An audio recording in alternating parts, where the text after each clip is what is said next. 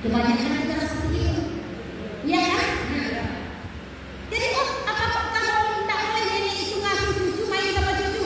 Saya bilang beribu kali boleh nenek main sama cucu. Datangkanlah nenek dari kampung, tengoklah cucu 24 jam itu. Yang tidak dibolehkan cuci popok cucu tuh, yang tidak dibolehkan memasak juga. Jangan bilang, oh ibu saya orang kaya tuh ya, kan? Bisa jadi pembantu. Ngapain harus jadi pembantu? Kita yang bikin anak, kita yang berusaha. Kalau kita juga pergi bekerja, selesaikan kerja rumah dulu, tinggalkan dari anak sama neneknya.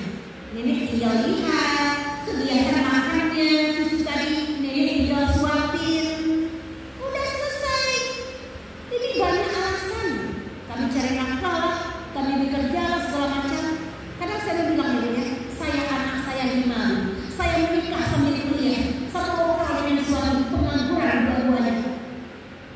Itu saya tak berikan hak asuh saya, anak saya kepada umi saya.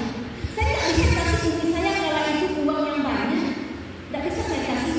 Namun saya cuma bisa ngasih orang tua saya membebaskan beliau dari pekerjaan. Dan ini anak saya buat bercantu sama saya. Saya nggak boleh repot. Kalau mama pengen main sama Khadijah Fatimah, mainlah. Tapi kalau untuk menyediakan rumah kami ini, jangan. Karena mama sudah capek, sudah lelah karena kami. Jadi ini